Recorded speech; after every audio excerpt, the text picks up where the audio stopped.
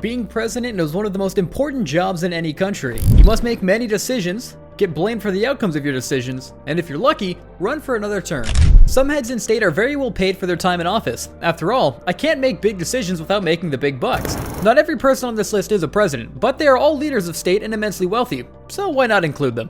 So here's a list of the world's wealthiest presidents. Number 10, Mohammed VI. First off, we have the King of Morocco, and when it comes to monarchy, you know there's usually a couple $1 billion involved. Muhammad is a member of the Al-Umayyad dynasty. He gained the throne in 1999 following the death of his father, King Hassan II, giving him complete access to the immense riches that the Moroccan royal family possesses. Muhammad is Morocco's leading businessman and banker. Forbes weighed his net worth to $5.7 billion in 2015, while some would disagree, with Business Insider giving a more recent estimate of $2.1 billion. The Moroccan royal family controls one of the world's largest fortunes, and they hold the majority stakes in the Société Nationale d'Investissement, a holding company that controls nearly every important business sector in Morocco, including telecommunications, banking, mining, and energy. Mohammed in particular is a significant agricultural producer and landowner in Morocco, where agriculture is conventionally tax-free. In terms of his personal life, Mohammed is married to Salma Banani, with whom he has 2 children. His birthday is a public holiday in Morocco, and Forbes estimates that his palace has a daily operational budget of $960,000. Number 9, Donald Trump. Former president, real estate developer, author, television personality, and professional wrestler. We all know who Donald Trump is, and that was before he even became president. Before entering the White House, Trump has been known for running the Trump Organization, a real estate and licensing giant with commercial and residential buildings all over the world.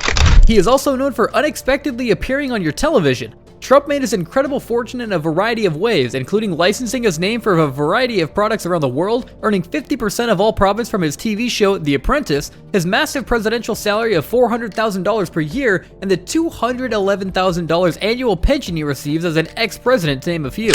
Basically, this man makes money in every possible way. Trump's net worth has been widely debated for a long time. Some have rated it as low as $250 million, while Trump himself rates it up to about $7 billion. Also, it is subject to significant change. According to Forbes, Donald Trump's net worth has peaked at $4.5 billion back in 2017 and falling down to $3 billion in 2019. They reported that the value of Donald's brand and real estate holdings have declined since he became president due to a couple of controversies he's been involved in, and right now Forbes pegs his at definitive net worth of $2.5 billion. Number 8, Sebastian Pinera. Next, we have the current and former president of Chile. He has been in his office since 2018, and he previously served as president from 2010 to 2014. He studied business engineering and got a doctorate from Harvard University, later going on to become a billionaire businessman. Certainly not the first to make this list. Sebastian is the founder of a credit card company, Bankard, and he made his $2.8 billion fortune owning a bunch of other companies, as well as owning 90% of Chilevision, a TV channel that broadcasts nationwide. He also owns 27% of LA Airlines and 13% of a football club, along with a bunch of other minor stock options at a bunch of different companies. He did eventually have to sell ownership to avoid a conflict of interest. He sold Chilevision for $160 million in 2010 to Time Warner, as well as its shares of LA Airlines. In short, Sebastian is your typical billionaire businessman, and why would he? People tend to want to do business with you when you're president. Number 7, Hans Adam II. Next, we have the current reigning Prince of Liechtenstein, who took over as Prince of Liechtenstein after his father died in 1989. Now, Liechtenstein is not the largest country in the world. In fact, it is one of the smallest countries in Europe, occupying only 62 square miles and containing a population of approximately 38,000 people. But it has a rather wealthy GDP of over $6 billion and an even wealthier royal family. Hans Adam II owns the banking group Liechtenstein Global Trust, the largest family-owned private banking and asset management group in the world. The Liechtenstein royal family's worth has been estimated as high as $7.6 billion, and Hans Adam II's personal fortune has been estimated at around $4 billion, and this was back in 2003. They've only become richer since. Hans is regarded as one of Europe's wealthiest monarchs and heads of state. He has a vast art collection, much of which is on display for public, and like any genuine royal, he resides in a massive castle. As of 2022, his net worth was projected to be over $6.22 billion, making him the 453rd richest person on the planet, with a net worth that rivals the GDP of the country he leads. Number 6, Silvio Berlusconi. Next up is the former Prime Minister of Italy. He is an entrepreneur, media tycoon, and is the former owner of the Italian football club AC Milan. Silvio was one of Italy's strongest serving post-war prime ministers. He's known for having a few brushes with the law and being Italy's oldest playboy. Silvio once publicly declared that his love for work, women, and play will never change. Born on September 29, 1936, Berlusconi studied law and performed as a singer on a cruise ship and nightclubs in his youth. He shifted to the media industry in the 1970s, and after making a fortune as a media magnate, he eventually set his sights on politics. Silvio officially ran for prime minister in 1993 under his newly formed political party, Forza Italy. He would go on to serve 4 terms as prime minister of Italy from 1994 to 2011, holding the position for a total of 9 years. During that time period, Silvio Berlusconi made his fortune thanks in no small part to the massive media empire he founded before becoming prime minister and counted to run long after. He first entered the media world by setting up a small cable television company called Telemilano, and by 1978, his adventure in the media world helped him earn 113 billion Italian lire, which was about $70 million. Number 5. Mohammed bin Rashid Al Maktoum. Next up, we have someone with a pretty stacked resume.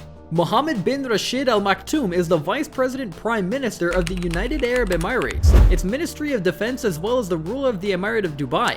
With a resume like that, big surprise he's a billionaire. Al Maktoum makes the majority of his money from real estate and has been one of the most notable real estate developers in the world, which may have something to do with him controlling his own lands as well as state properties, transforming Dubai into the worldwide city that it is today. Al Maktoum oversaw the development of several projects in Dubai that went on to capture the world's attention, including the Palm Islands, the Burj Al Arab Hotel, and the Burj Khalifa, the world's tallest building. Al Maktoum is both the absolute ruler of Dubai and Prime Minister of UAE, a position that has allowed him to amass his massive wealth. Not only is there a blurred line between the assets of the government of Dubai and those of the ruling Al Maktoum family under his reign, Al Maktoum has overseen the creation and growth of a number of businesses and economic assets in Dubai, many of which remain under his ownership, allowing him to do things like owning a massive 531-foot-long yacht and own several properties around the world. Number 4. Khalifa bin Zayed Al Nahyan. Next up, we have the current Emir of Abu Dhabi and President of the United Arab Emirates. He's also the Supreme Commander of the Union Defense Force and the Chairman of Abu Dhabi Investments Authority. In short, he's a pretty powerful man, and that tends to come with a pretty fat wallet. Under his supervision, the Abu Dhabi Investment Authority manages $875 billion in assets, which is frankly a staggering amount, the largest amount managed by a nation's head of states to be more precise.